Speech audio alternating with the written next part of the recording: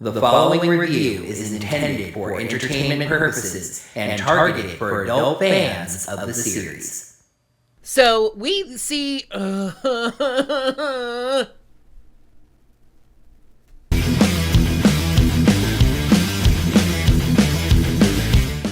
Hello there, heroes! I'm the Orange Ranger, and welcome to another Kamen Rider Dragon Knight episode review. You may notice several changes. First of all, I will say I'm not in love with this shot. We've got two monitors now, so I'm trying to kind of balance things out, but I don't like the way this looks. I'm working on it, don't worry. Second, you might notice the new look, which is related to the third thing, which is that I was away for a little while. Not that it's unusual for there to be large gaps between episode reviews, but anyway, I was gone for a little while attending to a personal matter I've mentioned before that I don't think we need to dwell on. Let's get back into it. I'm ready to ride. Last time, original Dragon Knight Adam tried to work his way back in with the Riders, Zabiax's plan, but ran into brick walls with both Wing Knight and the original Kamen Rider Axe. Same face, different place. Advent Master Ubulon plumbed the Advent Void for more riders, eventually finding our main hero, Kit. But what can Kit hope to do against both Adam and Zabiax with no powers? Well, let's find out as I review the 34th episode of Kamen Rider Dragon Knight, Back in Black. Please make sure you subscribe to the channel. Yeah, and make sure you got your notifications set up by hitting that little bell icon. Right you. What he said was, you can consider checking us out on Patreon or Ko-fi at Orange Ranger Videos. Right you. In a neat little transition to start things off, we start on a locator screen, pinging that there's a transmitter in very south Chile, before fading to Len, Ben, and Ted. I had to look. Len, Price, and Chance going after the transmitter. By the by, South Chile is only about 600 miles from Antarctica. That's closer than Atlanta is to New York City. Even in the summertime, it's pretty dang cold. They cut to this shot a little further down in the warehouse, and someone goes, "There it is!" It was completely unclear what they were talking about until the three of them walk up to what looks like a cardboard box spray-painted silver. Len gets right up onto it, and when the shot changes, the prop gets a little bit of an upgrade. He opens a door on it and starts examining it. As he does this, Chance takes the opportunity to comment that he sensed a weird vibe from Maya, wondering if he violated some kind of Earth taboo that he didn't know about. Price takes the chance to rib him, telling Chance that he thought all women reacted to him that way. Also helping me to tell which is which, since he actually name-dropped him. Len basically tells the two to shut up and focus. Weirdly, the two of them seem genuinely chastened by this. Chance says it was bad timing, and Price promises Len that Ubulon is going to bring Case back. I mean, he will. Actually, in terms of the timing of the episode, technically speaking, he already has. But that's not really what Len was talking about. It's not that he was anxious about Case coming back. He just wanted them to focus on the mission. He sticks in the virus stick and it uploads and dissolves, which took all of about 5 seconds. But remember, it was so important that they stay quiet and focus on the mission. He literally could have explained what Maya was about while he was uploading the virus. Ubulon takes Case and Kit back at the same time because they're both face characters. Okay, I suppose you could say that the void key is damaged, so doing this saves time. Though actually, if you think about it, this suggests that Ubulon found Case, we saw that, Case in the pod, left her there, went to go find Kit, got him out of the pod, took Kit back to Case's pod, got her out, and then took them both back. Anyway, back with the three riders, they are attacked by a huge group of white grunts. I think the Rider Wiki calls them sheer ghosts. It was actually nice to see Strike and Torque transform again. I really do like both of those suits. Those grunts are there in massive, really bad green screen enhanced numbers when a new rider enters the battle. He looks like an all-black palette swap of Dragon Knight? Say, that suit looks a little bit familiar. That's right, this is Kamen Rider Onyx in the flesh. And as he starts fighting grunts, the other riders realize he's on their side and jump in to help. This scene is filmed kind of annoyingly, and a couple of others in the episode as well, with this jerky kind of frames deleted motion and flashes and way over zoomed in some spots. Strike uses a final vent and Torque uses a shoot vent to clear out some of the grunts. Len takes out a group of them, and then Onyx deftly takes care of the rest. After the intro, Len asks Onyx what he wants. He powers down, revealing Kit, who jokingly asks for a glass of water. Len joyously greets him and then introduces him to Price and Chance, as everybody was a little bit confused and thinking that everyone was someone else. When Len tells Kit that Adam has the Dragon Knight deck, he says that must be why he has this, holding up the Onyx deck. We flash back to him basically getting tossed out of a portal through a pane of glass on the side of a stairwell. Case is tossed out too, and then Ubulon kind of crawls out of it as if it's trying to suck him back in. Kit is naturally confused, but Ubulon says there's no time, Len is in trouble, and offers him the Onyx deck. Kit is naturally mortified, explaining that he dreamed that he vented both Len and Case using that deck. And of course, we pad the episode by flashing back to the dream sequence. That's right, a flashback dream inside a flashback sequence.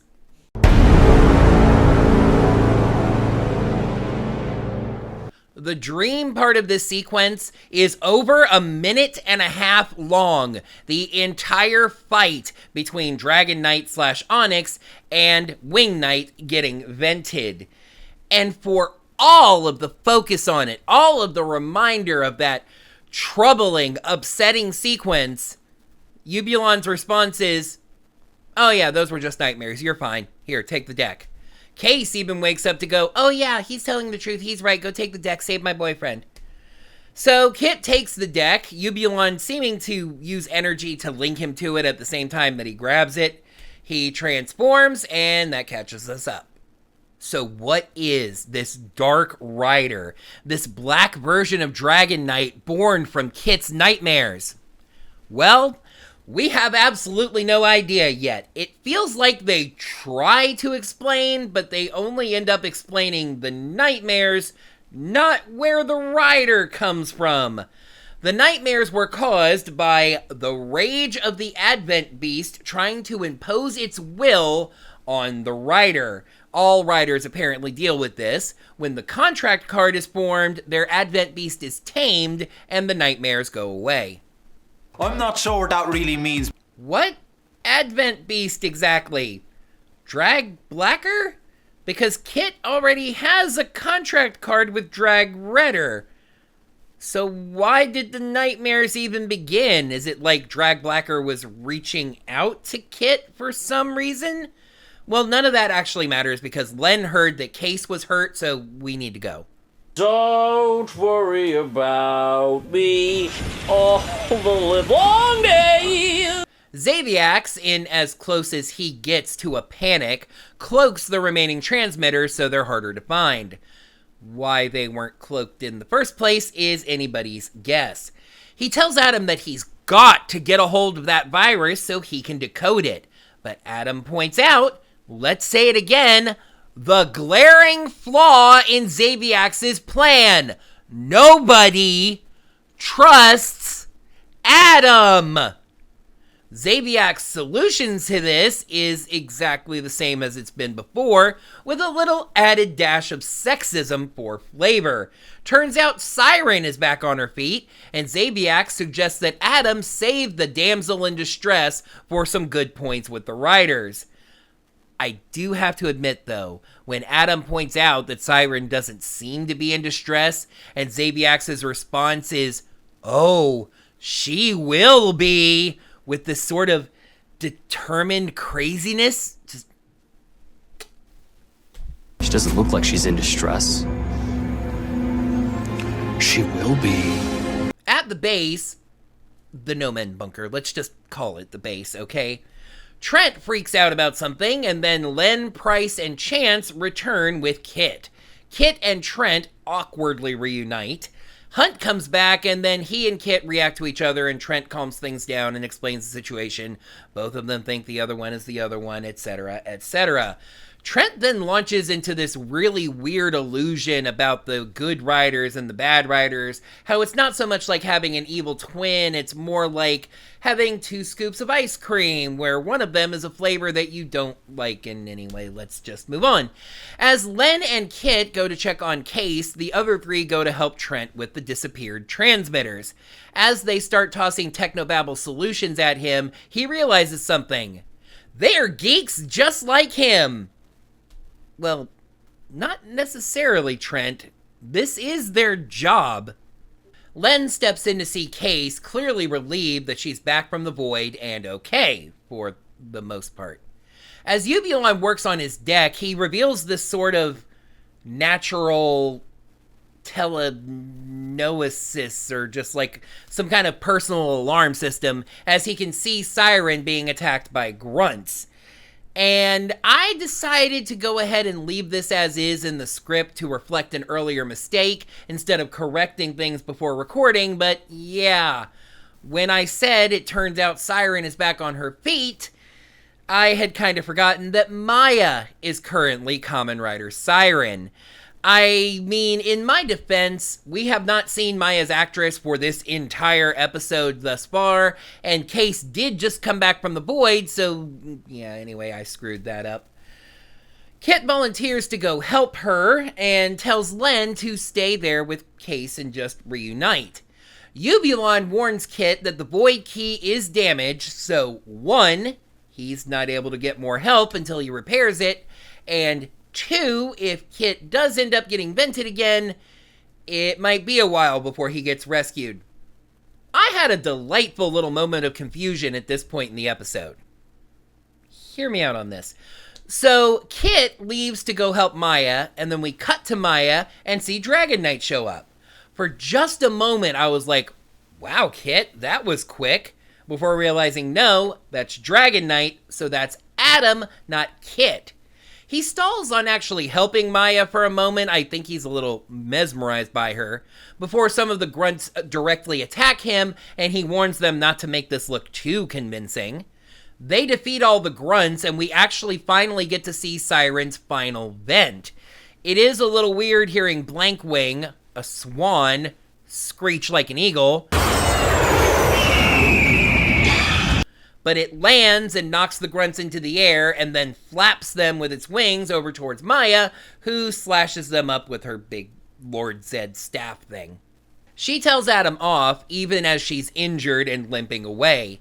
Kit shows up and we get the moment that we've been waiting for, the first meeting between Kit and Adam. Adam plays it cool, at first, saying that Kit seems to be a credit to the Dragon Knight armor, even more than I was anyway. But he slips up when Kit actually tries to express some sympathy, saying that he understands what it's like when Zabiax has his hooks in you. Instead of embracing that connection, he tries to one-up Kit, saying that he has no idea what this situation is like.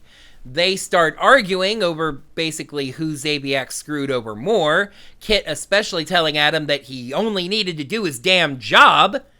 Maya tries to keep their tempers down, but it quickly boils over and the two of them transform.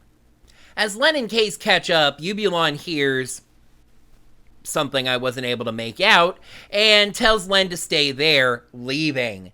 Kit and Adam have their fight, and while they both get their hits in, it's pretty clear that Kit is the stronger fighter here. And that does make some sense if you think about it. Adam may have been Dragon Knight for longer. Adam may have been the professional, so to speak, Dragon Knight. But Kit has been Dragon Knight for a longer stretch, a lot more recently. Adam is really still just warming back up to the Dragon Knight powers. Ubulon shows up transformed as the Advent Master, so I guess that part of the Void Key still works, just as Kit is going to final vent Adam. He tries to get him to stop and finally asks Kit if he wants to make those nightmares a reality, and that shakes him enough to stop. Ubulon asks Adam if he really wants back in with the Kamen Riders. He says that he does, and Ubulon says that the Riders will discuss the matter. Despite looking like they were going to leave him there and discuss it at the base and then, come back or give him a call or something, Adam comes back to the base with them. The other riders are shocked, though Trent, properly for his character, seems to be the only one that notices that Maya is injured. Sirens are just having a rough go of it today, it would seem. Ubulon orders them to listen to Adam's side of the story, but Len says that he's already heard that story and isn't interested, walking away. Let's read the cards. Episode 34, Back in Black. Pros, Kit makes a triumphant return as a new rider. Reunion of Len and Case is genuine. And the fight between Kit and Adam was intense. Cons, what Onyx is still isn't clear. Zabiax's only scene reinforces his weak plan. And the long flashback sequence. Pretty good, but not great. Back in Black gets 3.75 cards out of 5. If you think about it, Kit's only been gone for a couple of episodes, and almost immediately after he was vented, we learned that venting isn't actually permanent anymore. But it was still great to see him again, and especially the emotional turmoil of having to use the armor of Kamen Rider Onyx, that tool from his nightmares. I will reference this a little later on, but in that battle between the dragons, I found it kind of interesting that we were rooting for the Dark One this time.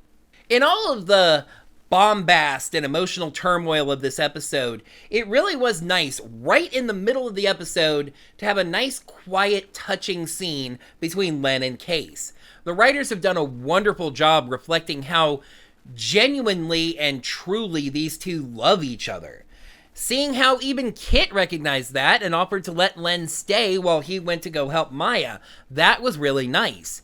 Case was in no immediate danger. She was just resting and would have been safe regardless of who stayed. So it was only sentiment that motivated Kit to have Len stay with her, and it was just really sweet. And yes, the mirror match between Dragon Knight and Onyx, Kit and Adam, was intense. I love the way it developed as the two of them meet and have some minor, possibly even faked sympathy for each other that just quickly boils over into resentment. Maya's unable to keep a lid on things as the two of them just transform and throw down simply out of sheer hatred, resentment, and anger for each other. It's just very emotionally powerful. You know another powerful emotion? Confusion! I think. I might be confused about that, but anyway, I cannot stress enough how much they swung and missed on the attempt to explain what Kamen Rider Onyx is. They explained Kit's nightmares, sure, but that doesn't explain why the deck is real and there's a different Advent Beast out there, apparently, making Onyx a different rider. An Advent Beast that Kit was apparently somehow in contact with, but not contracted to, hence having the nightmares? I'm going to need a lot more on this, and seeing as I can't remember, I'm a little nervous that I'm not going to get it. Zabiax only has one scene in this episode, and while again, I really did enjoy the, oh, she will be danger thing, really, he's just stubbornly sticking to a flawed plan. That does make a bit of sense. He's desperate now, and this really is his last card in the deck, to make the obvious pun. My issue is that Xaviax is far more clever than this. He wouldn't just try to shoehorn this plan into success. He'd find some way to make it easily, gracefully work. And this is a little bit of a stretchy third con, but yeah, I mentioned how that dream flashback sequence was over 1.5 minutes, and when you insert it in with the greater flashback, that's like almost 5 minutes that they cut away from the currently ongoing plot for flashback stuff. Now, honestly, I'm really not all that upset with the main flashback, seeing as it was new material that we hadn't seen before, but that dream sequence, you could have conveyed the idea of the dream sequence and included footage from the siren fight in like 10 seconds, maybe 20. Overall, another nice one. Kamen Rider Dragon Knight really is riding out to its finale on a nice, strong stretch of episodes. Let's see the next batter up as we take a peek at the 35th episode of Kamen Rider Dragon Knight, A Hero's Fall. Adam tells the other riders the story of how Xaviax tricked him into betraying his friends. Ubulon gives him a second chance, but can he be trusted to help disable the transmitters? That is going to do it for another Kamen Rider Dragon Knight episode review. Thank you, heroes, so much as always for watching. Down in the comments below, let me know what you thought of this episode as well as my review of it. Make sure to like, comment, subscribe, check out my Patreon, my Teespring, all that stuff. You know, you can just do basically a Google search for Orange Ranger Plays or Orange Ranger Videos, and you will find me somewhere on the internet. Until next time, heroes, may the power of the cards protect you.